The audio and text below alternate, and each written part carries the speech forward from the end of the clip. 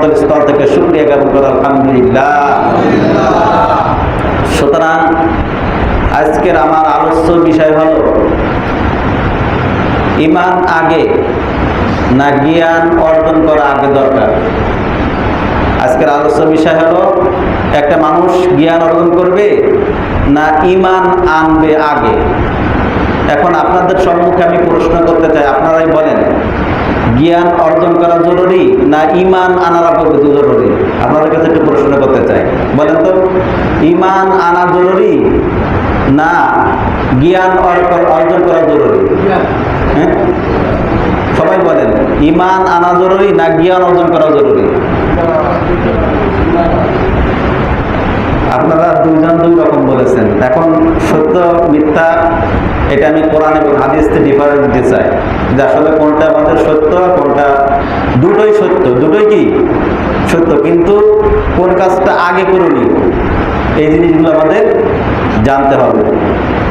কোরআনে আল্লাহ পাক রব্বুল আলামিন, আপনারা কোরআন কম বেশি পড়তে পারেন। সর্বপ্রথম কোরআন কোন আয়াত নাযিল হয়েছে আপনারা সবাই জানেন, হয়তো শুনেছেন। সূরা আলাকের কয়েক আয়াত মাত্র নাযিল হয়েছিল, যেমন ইকরা বিসমি রাব্বিকাল্লাযী খলাক। আর পূর্ণ অঙ্গ সূরা হিসেবে প্রথম যে পূর্ণ অঙ্গ হিসেবে সূরা যে নাযিল হয়েছে সেই সূরার নাম হলো সূরাতুল ফাতিহা। পূর্ণ অঙ্গ সূরা হিসেবে যে সূরা নাযিল হয়েছে সেই সূরার নাম কি বলেন? সূরাতুল ফাতিহা। আর পূর্ণাঙ্গ শেষ সূরা হিসেবে কোনটা নাযিল হয়েছে? সূরা আসর। সূরা কি? সূরা নসর। আসর না, সূরা কি? নসর। ইদা জা নাসরুল্লাহি ওয়াল ফাত, এলো পূর্ণাঙ্গ হিসেবে শেষ সূরা নাযিল হয়েছে। আর প্রথম যে আয়াতগুলো নাযিল হয়েছে সে সূরাতুল আলাকের কয়েক আয়াত। আর সর্বশেষ যে সূরা নাযিল হয়েছে সে সূরা বাকারার 281 নম্বর আয়াত, ওয়াত্তাকু ইয়াওমা তুরজাউনা ইলাল্লাহ। এই আয়াত হলো সর্বশেষ এই আয়াত নাযিল হয়েছে। তাহলে আমরা এখানে চারটে জিনিস পেলাম। কয়টা জিনিস বলেন? প্রথম সূরা নাযিল হয়েছে সূরা আলাকের কয়েক আয়াত, ইকরা বিসমি রাব্বিকাল্লাযী খলাক। এবং পূর্ণাঙ্গ হিসেবে সূরাতুল ফাতিহা নাযিল হয়েছে। পূর্ণাঙ্গ হিসেবে পুরো সূরা হিসেবে নাযিল হয়েছে সর্বপ্রথম সূরাতুল ফাতিহা। আর সর্বশেষ যে সূরা পূর্ণাঙ্গ হিসেবে নাযিল হয়েছে সেটা হলো সূরাতুল নসর। বুঝতে পারছেন? আর সর্বশেষ যে আয়াত নাযিল হয়েছে সূরা বাকারার 281 নম্বর আয়াত, ওয়াত্তাকু ইয়াওমা তুরজাউনা। হয়তো আয়াতের হইতে পারে ভুল, 30 নাম্বার ভুল হইতে পারে, কিন্তু এই আয়াত সব থেকে শ্রেষ্ঠ, অর্থাৎ শেষে এই আয়াত নাযিল হয়েছে।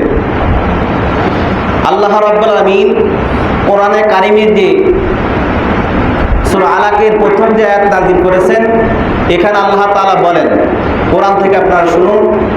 আল্লাহ পাক বলেন, ইকরা বিসমি রাব্বিকাল্লাযী খলাক। আল্লাহ পাক বলেন, পড়ো তোমার প্রভুর নামে যিনি তোমাকে সৃষ্টি করেছেন। পড়ো তোমার প্রভুর নামে যিনি তোমাকে সৃষ্টি করেছেন। আল্লাহ রাব্বুল আলামিন এখানে সুন্দর একটা কথা বলেছেন। মুফাসসির ইকরাম লিখেছেন, ঈমান আনার আগে জ্ঞান অর্জন করাকে আমি আল্লাহ রাব্বুল আলামিন ফরজ করে দিয়েছি। ঈমান আনার আগে জ্ঞান অর্জন করাকে আমি আল্লাহ রাব্বুল আলামিন ফরজ করে দিয়েছি। এখন উদাহরণস্বরূপ আপনারা জানতে চান কিভাবে?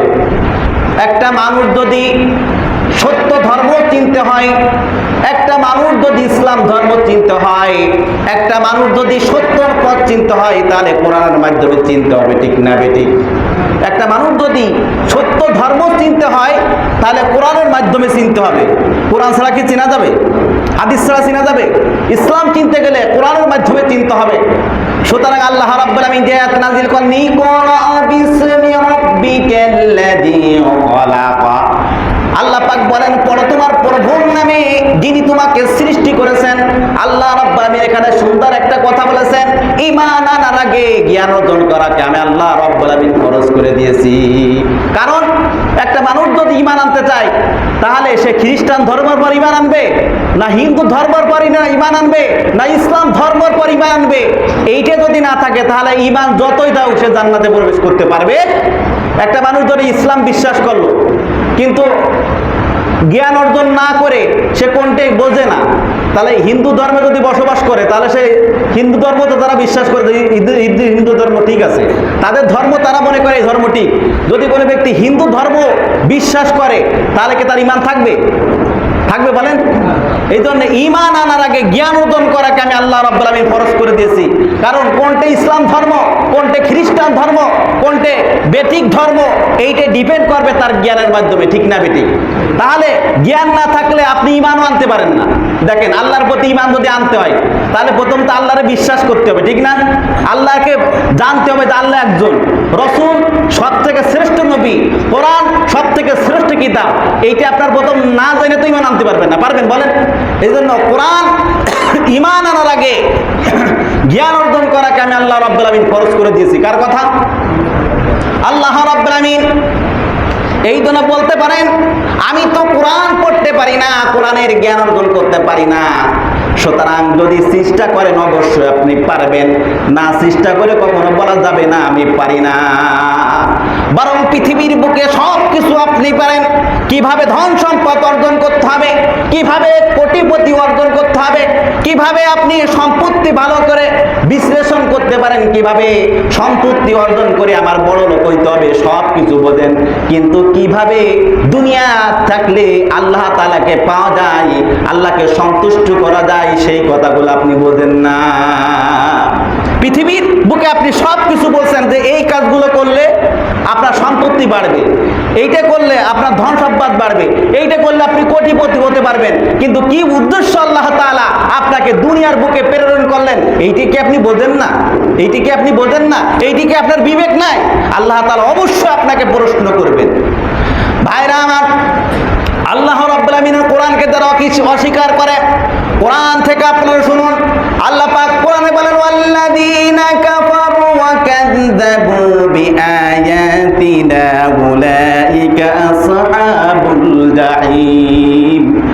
আল্লাহ রাব্বুল আলামিন বলেন যারা আমার কিতাবকে অস্বীকার করে, যারা আমার কোরআনকে অস্বীকার করে, তাদের স্থায়ী হলো ঠিকানা হলো জাহান্নাম। ওয়াকাযযাবু, যারা মিথ্যা সাব্যস্ত করে, যারা আমার কথাকে অস্বীকার করে, তাদের স্থান হলো জাহান্নাম। তাদের ঠিকানা কোথায়? কোথায় বলেন? জাহান্নাম। তাদের স্থায়ী, চিরস্থায়ী ভাবে তারা জাহান্নামে থাকবে। যারা কোরআনের কথাগুলো প্রকাশ্য করে, আপনাদের সম্মুখে যখন তুলে ধরে, কিছু মানুষ হুজুরদের কথা বিশ্বাস করতে চায় না, কোরআনের কথা অস্বীকার করে। আল্লাহ পাক বলেন লা তাজারুল ইয়াউমা ইন্নাকুম মিন্না লা তুনসারুন। আপনাদের কাছে যখন আমি কোরআনের কথা বলি, কিছু কিছু মানুষ ঠাট্টা করে, মৃত্যুর পর আল্লাহ তাআলা আবার জীবিত করবে, যখন এই কথাগুলো বলি ঠাট্টা করে, বলে যে মাটির সাথে তো হাড্ডি গুড্ডি মাংস সব মিশিয়ে যাবে, আল্লাহ রাব্বুল আলামিন কিভাবে আবার আমাদেরকে জীবিত করবে, এই কথাগুলো প্রকাশ্য করে। আল্লাহ তাআলার কোরআনের কথা যখন আপনাদের কাছে তুলে ধরা হয়, যখন এই কথাগুলো তুলে ধরা হয়, বলা হয়, আপনার প্রতি কিছু ক্ষিপ্ত হয়, আমার প্রতি কিছু ক্ষিপ্ত হয়, কারণ তারা কোরআন বিশ্বাস করতে পারে না, কোরআনকে অস্বীকার করে। তাদের ব্যাপারে আল্লাহ তাআলা বলেন লা তাজারুল ইয়াউমা ইন্নাকুম মিন্না লা তুনসারুন। চিৎকার করুন একদম, কিয়ামতের ময়দানে আল্লাহ তাআলা ওই সমস্ত বান্দাদেরকে বলবে, চিৎকার করুন একদম, আজ দিন আমি আল্লাহ রাব্বুল আলামিন তোমাদের কোনো সাহায্য করব না। কারণ সাহায্য করব না এই জন্য আমি তোমাদের প্রতি এমন একটি কিতাব দান করেছিলাম, যে কিতাবের পড়ে তোমরা ঈমান আনতে পারতে, যে কিতাব পড়ে তোমরা সত্যর পথে আসতে পারতে। যখন তোমাদের কাছে কোরআনের দাওয়াত দেওয়া হতো, কোরআনের দাওয়াত যখন দেওয়া হতো, যখন কথাগুলো প্রকাশ করা, মুস্তাকবিরিনা বিহি সাবিরান তাজহারুন, যখন তোমাদের কাছে কোরআনের দাওয়াত দেওয়া হতো, কোরআনের কথা বলতো, তখন তোমরা উল্টা পেয়ে হেঁটে যাইতে, তোমাদের এই কোরআন ভালো লাগতো না। তোমাদের কাছে কোথায় গান, স্বাধীনতা চাইনি আমি সেই স্বাধীনতা, যাহা চেয়েছি তাহা চাইনি আমি, পেয়েছি তাহা চাইনি, তাই তো আমি বিদ্রোহিয়ার কথাগুলো বেআইনি। স্বাধীনতা, ও স্বাধীনতা চাইনি আমি সেই স্বাধীনতা, স্বাধীনতা পাইনি আমি সেই স্বাধীনতা। যখন তোমাদের কাছে কোরআনের দাওয়াত দেওয়া হতো, তোমরা উল্টা পেয়ে হেঁটে যাইতে, তোমাদের কাছে গান বাজনা ভালো লাগতো, ইসলামের কথা ভালো লাগতো না, সত্যর কথা তোমাদেরকে ভালো লাগতো না, আমি আল্লাহ তাআলা তোমাদের কোনো সাহায্য করব না। কিয়ামতের ময়দানে আল্লাহ রাব্বুল আলামিন যদি সাহায্য না করে আমাদের করার কিছু থাকবে? বলেন কিছু থাকবে? উত্তর পান আপনারা, কিছু থাকবে? কিয়ামতের ময়দানে আল্লাহ তাআলা যদি কঠিন বিচার করে, পৃথিবীর কোনো বাদশার ক্ষমতা নাই, পৃথিবীর কোনো প্রেসিডেন্টের ক্ষমতা নাই, ওই জাহান্নাম তো তাদেরকে রক্ষা করবে, ঠিক না বেটি? এই জন্য ভাইরা আমার, কোরআন থেকে আমাদের শিক্ষা নিতে হবে, কোরআন থেকে আমাদের বিশ্লেষণ করতে হবে। কোরআন ছাড়া কোনো উপায় নাই, কোরআন ছাড়া নামাজ হয় না, কোরআন ছাড়া আপনার সত্যর পথ চেনা যায় না, ঠিক না বেটি? কোরআন ছাড়া সত্যর পথ কি চেনা যায় আপনারা বলেন? কোরআন ছাড়া সত্যর পথ চেনা যায় না, কোরআন ছাড়া ইসলাম চেনা যায় না, রাসূলের সুন্নাত ছাড়া ইসলাম মোতাবেক জীবন যাপন করা যায় না, ঠিক না বেটি? এই জন্য কোরআনের দিকে লক্ষ্য করতে হবে, কোরআনের দিকে আপনার জীবন যাপন করতে হবে। কোরআন যদি আপনি অনুসরণ করতে পারেন, কোরআনের দিকে যদি ধরে রাখতে পারেন, আল্লাহর কসম করে বলছি এই কোরআন আপনাকে জান্নাতে নিয়ে যাবেন। চিৎকার আল্লাহু আকবার। এবার আপনারা শোনেন কোরআনের ফজিলত কি। একটা ব্যক্তি জাহান্নামী হয়ে যায়, একটা ব্যক্তি জাহান্নামী হয়ে যায়, তার স্থায়ী জাহান্নামী। আল্লাহ রাব্বুল আলামিন তাকে জাহান্নামের মধ্যে ফেলিয়ে দিয়েছেন, কিন্তু ওই যে সন্তান রেখে গেছে দুনিয়ার জমিনে, তার স্ত্রীকে একদিন বলতেছে যদি কোনো কারণবশত আমি যদি মারা যাই, তোমার গর্ভে যে সন্তান জন্মগ্রহণ করবে এই সন্তানকে তোমরা মাদ্রাসায় পড়াবে, এই সন্তানকে ইসলামের শিক্ষা দান করবে, কোরআনের শিক্ষা দান করবে। ঘটনাক্রমে স্ত্রীকে গর্ভবতী অবস্থায় রেখে কিছুদিন পর ওই লোকটা ওর স্বামী মারা যায় আর স্ত্রীকে রেখে যায়। কিছুদিন পরে ওই সন্তান জন্মগ্রহণ করে। সন্তান যখন জন্মগ্রহণ করে তখন তিনি কথা বলতে পারে না। 4-5 বছর যখন বয়স হয়, এমন তো অবস্থায় ওই সন্তান বিসমিল্লাহ বলে। কি বলে? বিসমিল্লাহ বলে। মাদ্রাসা যায় বিসমিল্লাহ বলে, আর কবরের কাছে যায় ওই সন্তান বলে বিসমিল্লাহির রহমানির রহিম। আর ওই বাপের কবরে আযাব হয়, শাস্তি হয়। এই ঘটনা আছে তাফসিরে কাবিরের ভিতরে। নামটা কি? তাফসিরে কাবির। তাফসিরে কাবির কাকে বলা হয়? তাফসিরে কাবির, তাফসির জগতে যত তাফসির গুরু আছে তার মধ্যে একটা তাফসিরের নাম হলো তাফসিরে কাবির। তাফসিরে কাবিরের ভিতরে এই ঘটনাটা উল্লেখ করা হয়েছে যে একটা শিশু, তিনি তখন কবরের কাছে যে বলতেছে, তার পিতার কবরের কাছে যে বলতেছে বিসমিল্লাহির রহমানির রহিম, আর আল্লাহ রাব্বুল আলামিন বলতেছেন আমার বান্দা বিসমিল্লাহ বলে, বিসমিল্লাহর নাম শুরু করে বলে, আর আমি আল্লাহ রাব্বুল আলামিন আমার নাম শুরু করে বলছে বিসমিল্লাহির রহমানির রহিম, শুরু করছি আল্লাহর নামে। আর ওর ব্যক্তির কবরে আমি আল্লাহ রাব্বুল আলামিন আযাব দিই, ওই ব্যক্তির কবরে আমি শাস্তি দিই। আমি তো সেই আল্লাহ, আমি তো সেই মহান, আমি তো সেই রব, আমি তো সেই দয়ালু। ওর বাপের কবরে আমি আযাব দিতে পারি না। যখন এই বিসমিল্লাহ বলেছেন, আল্লাহ রাব্বুল আলামিন ওই কবরকে জান্নাতের বাগিচা বানিয়ে দিয়েছেন। চিৎকার করে আল্লাহু আকবার। বিসমিল্লাহর এত বরকত, কোরআনের এত বরকত, বিসমিল্লাহ বলার কারণে তার কবরকে আল্লাহ রাব্বুল আলামিন জান্নাতের বাগিচা বানিয়ে দিয়েছেন। বিসমিল্লাহর বরকতে তার কবর আযাব হয়, শাস্তি হয়, জাহান্নাম হয়ে যায়, কিন্তু বিসমিল্লাহর কারণে আল্লাহ রাব্বুল আলামিন তার কবরকে জান্নাতের বাগিচা বানিয়ে দিয়েছেন। চিৎকার আল্লাহু আকবার। ইমাম গাজ্জালী নাম শুনেছেন? ইমাম গাজ্জালী রাহমাতুল্লাহি আলাইহি, আপনারা নাম শুনেছেন? ইমাম গাজ্জালী রাহমাতুল্লাহি আলাইহি বিখ্যাত আলেম, বিখ্যাত জ্ঞানী লোক। ইনাকে আল্লাহ রাব্বুল আলামিন স্বপ্নে দেখান, ইমাম গাজ্জালী তুমি রহমাতপুরে চলে যাও, রহমাতপুরে চলে যাও, দেখো আমার একজন খাস বান্দা আছে, তিনি দুনিয়া থেকে বিদায় নিয়ে গিয়েছে, বরং তাকে জানাজা করার মতন কোনো লোক নাই, কাফন করার মতন কোনো লোক নাই, তাকে দাফন করার মতন কোনো লোক নাই, কাফন করার মতন লোক নাই। তাকে তুমি জানাজা করবে, তাকে তুমি কাফন পরাবে, তাকে তুমি কবরে রাখবে। ইমাম গাজ্জালী রাহমাতুল্লাহি আলাইহি চিন্তিত হয়ে পড়লেন। আল্লাহ রাব্বুল আলামিন আমাকে স্বপ্নে দেখান কোন এক ব্যক্তি দুনিয়া থেকে বিদায় নিয়ে গেছেন, রহমাতপুরে গ্রামে ওই ব্যক্তি মারা গেছে, তার নাম হলো আব্দুর রহমান। আব্দুর রহমানকে তুমি জানাজা করবে, কাফন পরাবে, কবরে তুমি রাখবে।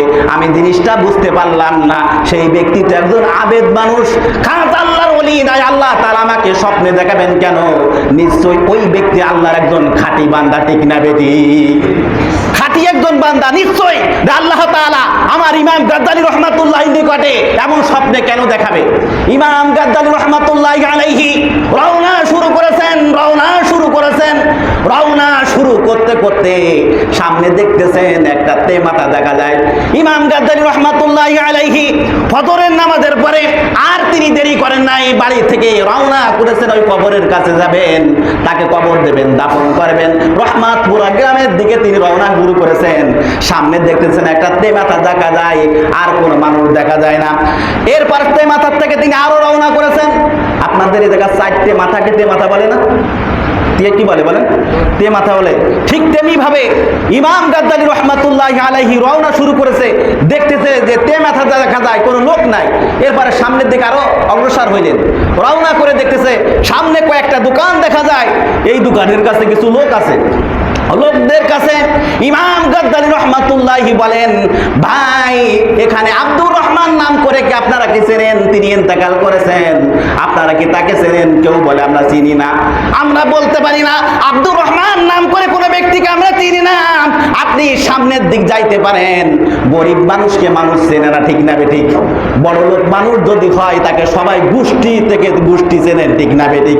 কিন্তু গরিব মানুষ যদি মারা যায়, মানুষ বুঝতেও পারে না, পাশের বাড়ির লোক বুঝতে পারে না এই ব্যক্তি মারা গেছে। ইমাম গাদ্দালী রাহমাতুল্লাহি আলাইহি রওনা শুরু করেছেন। রওনা করতে করতে সামনে দেখা যায় কয়েকটা দোকান দেখা যায়। এখানে যে জিজ্ঞাসা করে, ভাই আব্দুর রহমান নাম করে কোন ব্যক্তিকে আপনারা কি চেনেন? সে ব্যক্তি তো মারা গিয়েছে। এবার লোকেরা বলে, হ্যাঁ হুজুর, ওই যে সামনে দেখতেছেন রাস্তার পর একটা লাশ রাখা রয়েছে, ওই লোকটাকে জানাজা করার মতন কোনো লোক নাই, কাফন দেওয়ার মতন লোক নাই, তাকে কবরে রাখার মতন কোনো লোক নাই। লোকেরা তাকে রেখে সবাই কান্নাকাটি করছে, চিৎকার আল্লাহু আকবার। লোকেরা রেখে তাকে কান্নাকাটি করতেছে। ইমাম গাদ্দালী রাহমাতুল্লাহি আলাইহি বলেন, চিন্তার কোনো কারণ নাই, পেরেশান হওয়ার কারণ নাই। আল্লাহ রাব্বুল আলামিন আমাকে পাঠিয়েছেন, ওকে আমি জানাজা করব, কাফন পরব, কবরে আমি রাখবো, চিৎকার আল্লাহু আকবার। ওই ব্যক্তিকে আমি কাফন পরাবো, কবরে আমি রাখবো, জানাজা করব, সব কিছু আমাকে করবো, আমাকে একটু দেখাই দাও। এরপর দেখতেছে লোকেরা কান্নাকাটি করে, রাস্তার পরে লোকেরা কান্নাকাটি করে। লোকদের কাছে জিজ্ঞাসা করা হয়, ভাই তোমরা কি কারণে কান্নাকাটি করো? লোকেরা প্রতি উত্তরে বললেন, হুজুর এই ব্যক্তিকে জানাজা করবে এমন কোনো লোক নাই, এই জন্য লোকজনের জন্য কান্নাকাটি করতেছি। কারণ হলো কি, জানাজা ছাড়া আমাদের মাটি দিতে হয় নাই, সেই চিন্তায় আমরা কান্নাকাটি করতেছি। ইমাম গাদ্দালী রাহমাতুল্লাহি প্রতি উত্তরে বলেন, চিন্তার কোনো কারণ নাই, পেরেশান হওয়ার কোনো কারণ নাই। আল্লাহ রাব্বুল আমিন এই ব্যক্তিকে জানাজা করার জন্য আল্লাহ রাব্বুল আমিন আমাকে স্বয়ং নিজে পাঠিয়েছেন, চিৎকার আল্লাহু আকবার। ওই ব্যক্তিকে জান্নাতে নেওয়ার দায়িত্ব আল্লাহ তাআলার, আর ওই ব্যক্তিকে জানাজা করার জন্য আল্লাহ রাব্বুল আমিন আমাকে পাঠাইছেন, চিন্তার কোনো কারণ নাই। ইমাম গাদ্দালী রাহমাতুল্লাহি আলাইহি সুন্দর করে তাকে গোসল করালেন, কাফন পরালেন, এরপরে কবরে রাখতেছেন। এমন অবস্থায় কবর থেকে দেখতেছেন একটা সুঘ্রাণ বের হয়, কবর থেকে দেখতেছেন সুঘ্রাণ বের হয়, আল্লাহু আকবার। কবর থেকে দেখতেছেন সুঘ্রাণ বের হয়। ইমাম গাদ্দালী রাহমাতুল্লাহি আলাইহি বললেন, এ কোনো সাধারণ লোক না, এটা একজন আল্লাহ তাআলার খাঁটি বান্দা, আল্লাহ তাআলার একজন প্রসিদ্ধ বান্দা, নেককার বান্দা, আল্লাহ তাআলার একজন দিনদার বান্দার মধ্যে কোনো সন্দেহ নাই। ইমাম গাদ্দালী রাহমাতুল্লাহি আলাইহি যখন কবর দিয়ে উপরের দিকে রওনা করতেছেন, কবর থেকে এত ঘিরাণ বের হয়, চারিদিকে ফুলের বাগিচার মতন দেখা যায়।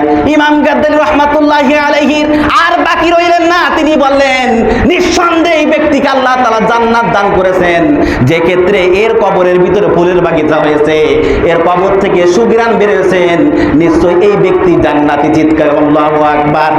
ইমাম গাদ্দালী রাহমাতুল্লাহি আলাইহি সকল লোকদের সম্মুখে এবার বক্তব্য রাখতেছেন, এনার কোনো সন্তান কি আপনারা বেঁচে আছেন?